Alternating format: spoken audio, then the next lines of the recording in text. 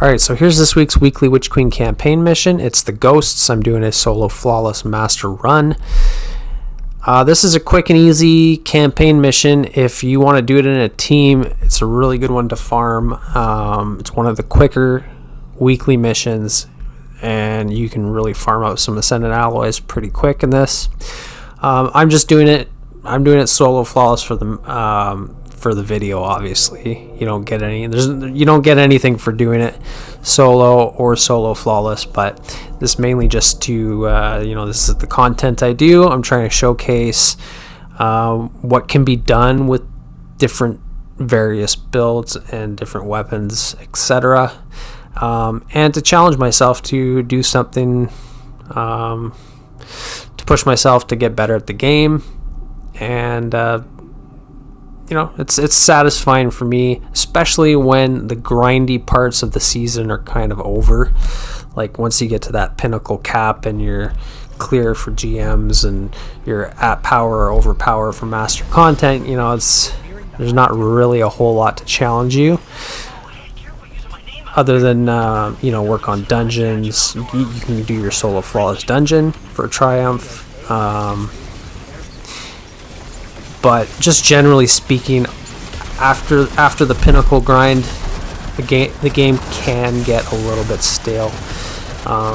Some people like to go and guild their conqueror, which I don't mind doing. I've done it the last couple seasons, but I'm never in a rush to do it. I like just working on the weekly nightfalls as they come. If I wanted to, I can use the node and I can do all 6 in a couple days, but I just don't feel rushed at all. The content I'm doing is usually the weekly content anyways. So there's no node for doing Master Nightfalls or Master Weekly Witch Queen campaign. I just have to do them as they come each week. And I haven't done much Grandmaster content on my channel, so I don't really have a need to go and race myself to get my Conqueror seal done in the first few days. I don't really care. The titles aren't... I'm never really driven all that much to get a title. The emblems are cool. I like the Untouched by Opulence and Flight of Sotoria, and the raid emblems and stuff like that. At least there's some art to the emblems that come along with that. The accomplishment that you get from earning the emblem. So I think they could do a lot more with titles because they are pretty popular. And the whole idea of titles is I think it's a good idea, but there's no... It's kind of like, it's in a sense, it's like a trophy, right, to get a title. But why is it just, purple or orange text? And there's nothing fancy about it. It'd be cool if you had medals or something like that you can pin to your character, as an ornament, so that way, guardians that see you running around the tower, they can see that you're, laden with a whole bunch of different metals or something like that. I don't know, just something that's a little bit more interesting than only being able to equip one title at a time that has either purple or orange font. So yeah, titles aren't a big deal to me. At least the emblems are artistic, and some of them look pretty good. So with that said, I'm on Voidwalker. I haven't done the Ghosts on Voidwalker in a while, and I wanted to showcase my Stag build that I normally use on Stormcaller with Arc Soul. The Stag is just it's basically a Rift build type exotic. So you're speccing into high recovery, and you want constant uptime on your rift so that you can have that tanky damage resistance. And frankly, this build I think is the tankiest build that I've ever played. Even with all the Titan builds that I have, and yeah, Titan has some pretty insane, insanely tanky builds as well, and restoration, like, you know, Synthoceps. I don't know why that's so hard to say out loud. Lorelei Splendor, you know, restoration ×2, but you can get that on other classes too.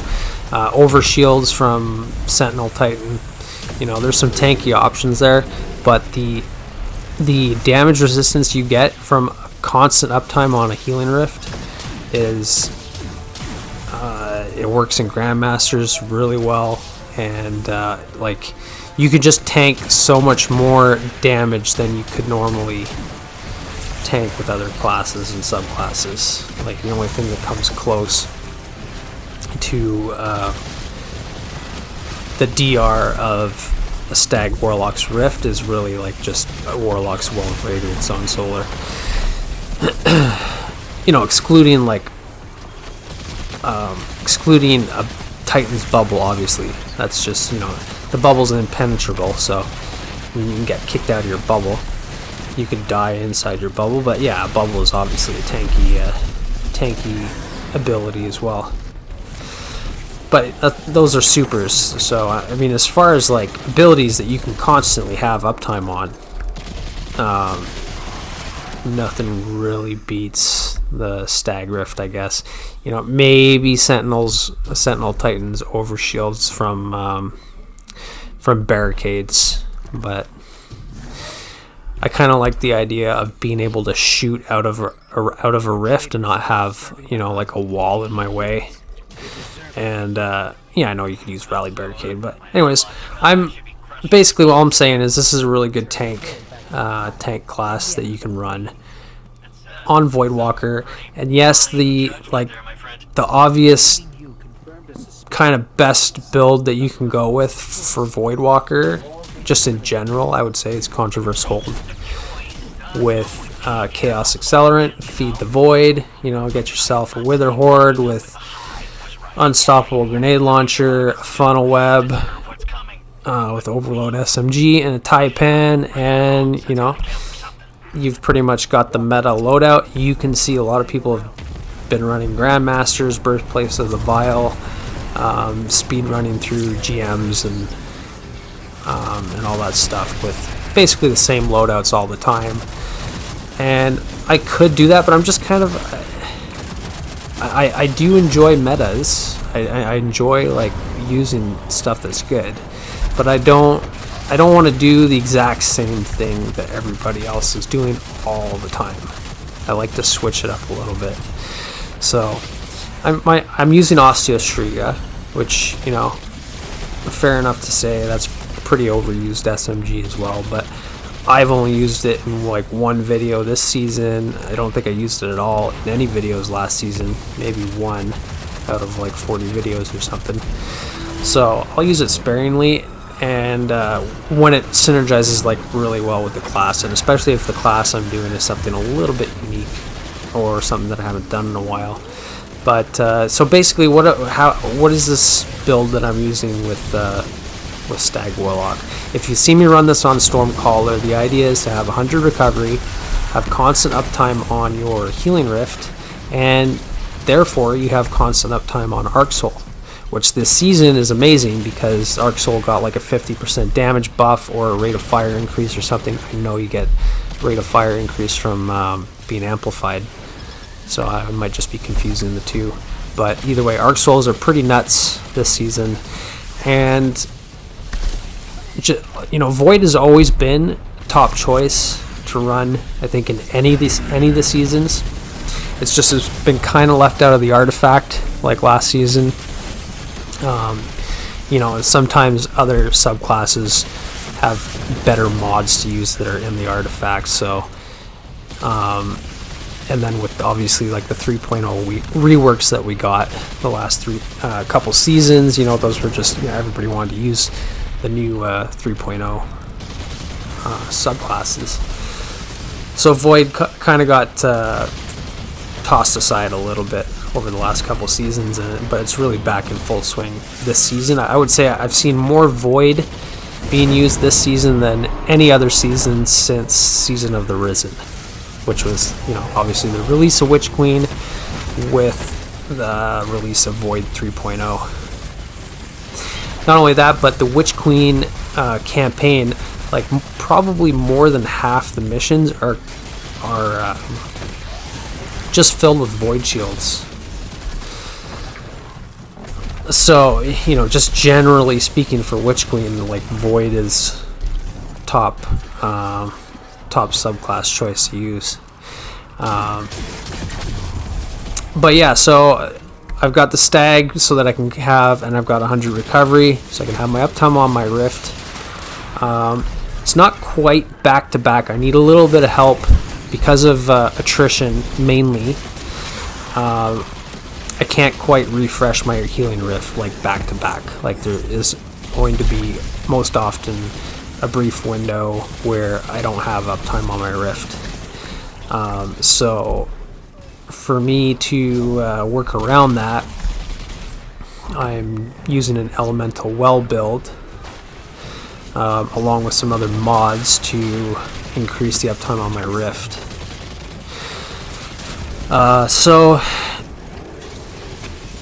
So as far as the elemental well build, what am I using? Reaping Wellmaker, Bountiful Wells, Well of Tenacity, Elemental Time Dilation, and I can't remember what. I'm not using Font of Might, but basically the main way I'm getting Void Wells is Reaping Wellmaker. I get 2 wells each time because of Bountiful Wells. So I cast my Rift. If I kill an enemy that's fairly close by, oh yeah, Seeking Wells, right?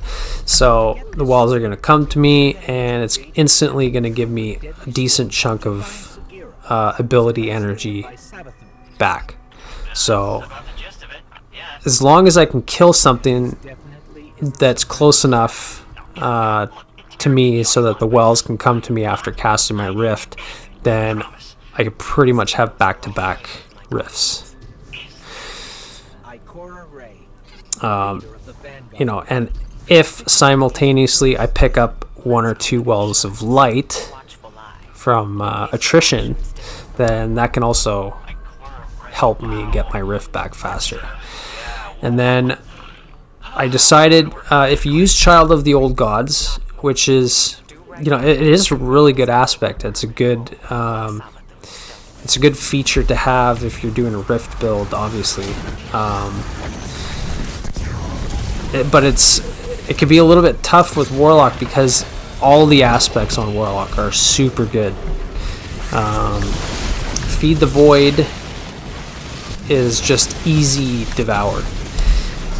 Like far easier than using the fragment Echo of Starvation, which is, you know, when you pick an orb of power, you get devoured. The problem with that is you have to produce the orbs.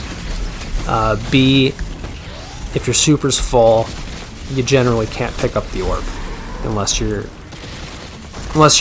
working around the lack of functionality in the game to pick up an orb while your super's full, such as using like taking charge with high energy fire, or using an explosive like grenade launcher or rocket launcher.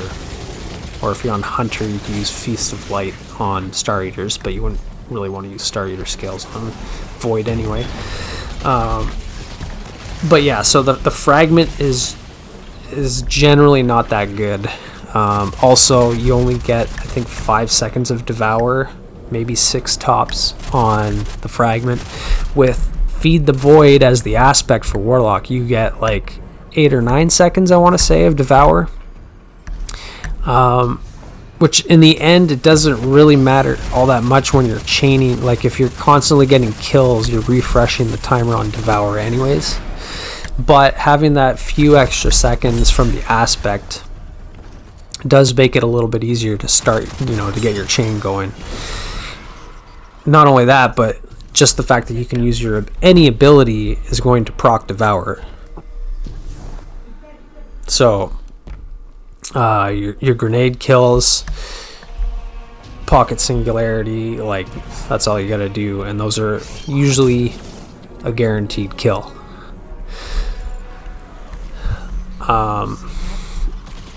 So you either have to give up Feed the Void to use Child of the Old Gods, or you have to give up Chaos Accelerant. So it could be a tough choice. You can really go either way. I chose to give up Chaos Accelerant in this run.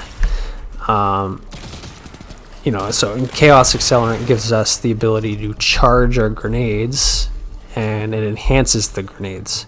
So it's like Touch of Flame for Solar. It's like Touch of Thunder for Arc Titan. You just get better grenades.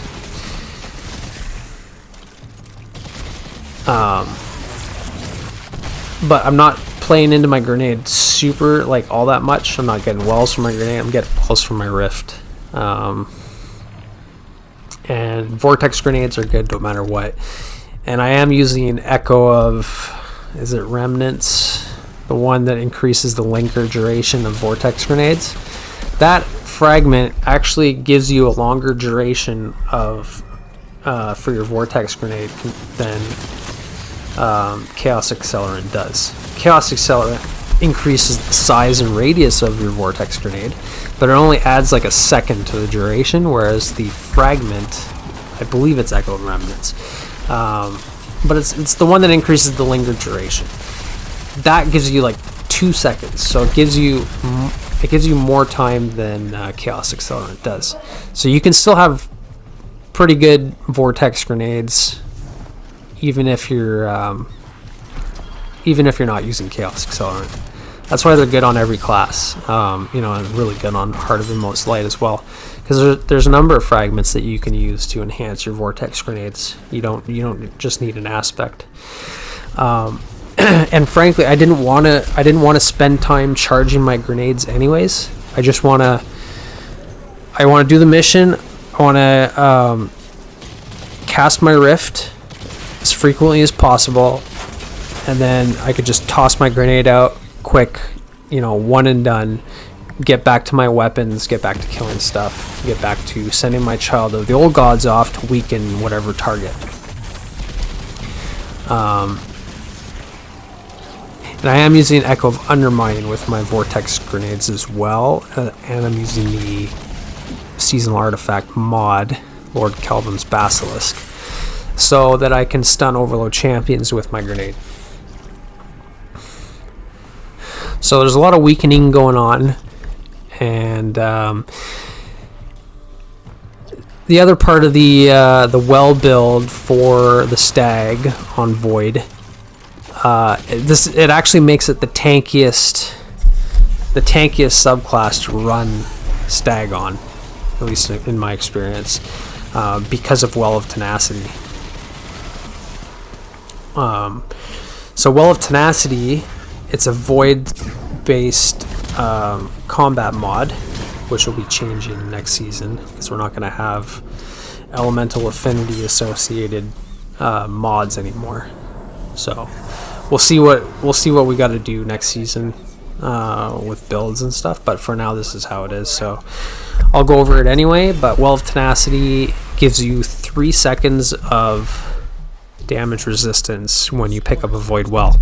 I want to say it's something like 50%. It's a pretty dramatic increase to damage resistance, which is why the timer is so short. 3 seconds isn't a lot of time, but if you go out into a very vulnerable area where you're likely to die and you just happen to pick up a Void Well, that 3 seconds can actually save your life. But here's the secret: if you pair that with elemental time dilation, it's not really a secret at all. But a lot of people might not know that there's some nuances to using elemental time dilation that aren't exactly clear in the description. So elemental time dilation, which is a stasis combat mod, costs 3 energy, increases the time effects of your elemental well mods. But I think it says for stack, like, so if you have 2 copies of Font of Might with time dilation, you get more time on Font of Might. But the thing is, you don't need to stack multiple copies of said combat mod to get the time benefit. You can get an even greater time benefit if you do stack multiple copies of the combat mod.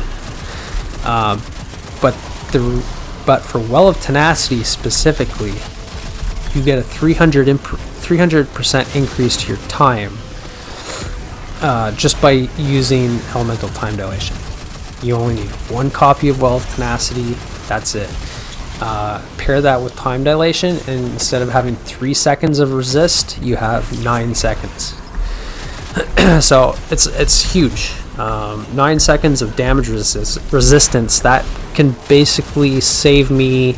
That basically gives me, the benefits that I get from a Stag Rift as far as damage resistance. It gives me those same benefits essentially if I'm outside of my well, but I've picked up a Void Well, or outside of my Rift, sorry. So if I have to go outside of my Stag Rift, but I just so happen to go and pick up a Void Well while I'm waiting for my Rift cooldown, or while I'm like moving from one section of the mission to another, then I've basically got the same damage resistance that my Stag Rift was giving me, because I got Well of Tenacity, and for a whole 9 seconds. So, and then of course you can also stack. You can stack Well of Tenacity with your Rift. Like, you can have both going at the same time. Standing in your Rift, your Void Well comes to you. You've got resist from that. You're basically invincible. Like, I've done this build on, and mind you don't need to use Void to get Well of Tenacity and time dilation, or produce Void Wells even. You can do this on any subclass, because it's just combat mods. But it's just more convenient to do it on Void. It's a little bit more synergistic, just because you can produce Void Wells that much easier. But yeah, like I've done this same build on Stormcaller with Reaping Wellmaker, Well of Tenacity, Elemental Time Dilation. Doing like Solo Flawless Master Glassway, which is one of the hardest nightfalls in the game. And you can literally stand in your Rift and absorb the boss's Void Blast without dying. Like, you could just sit there in your Rift and do DPS to the boss without ever having to strafe in and out of cover. Like, you just stand out there in the open getting blasted. It didn't matter. That's how stanky this class is. No, it really is a tank.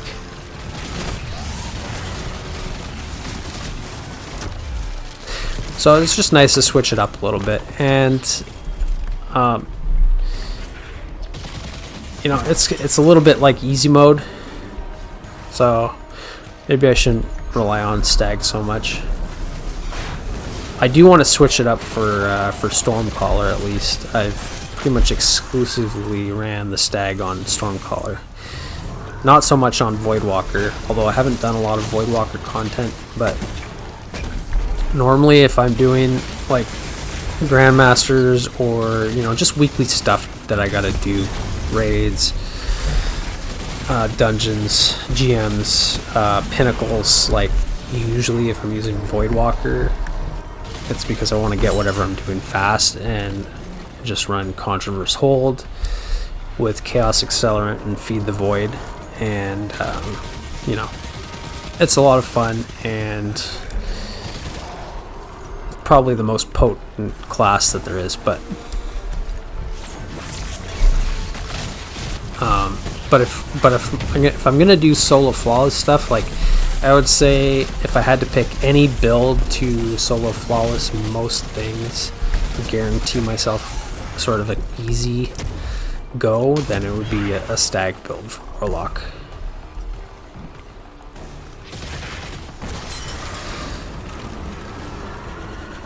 Okay, here comes the boss. So it's actually really easy to die in this boss fight. Like if I don't have my resist stuff going on in my rift, then and you're standing in his flame path from his morning star when he hits the ground, like it does that waveform of solar damage, that'll kill you outright.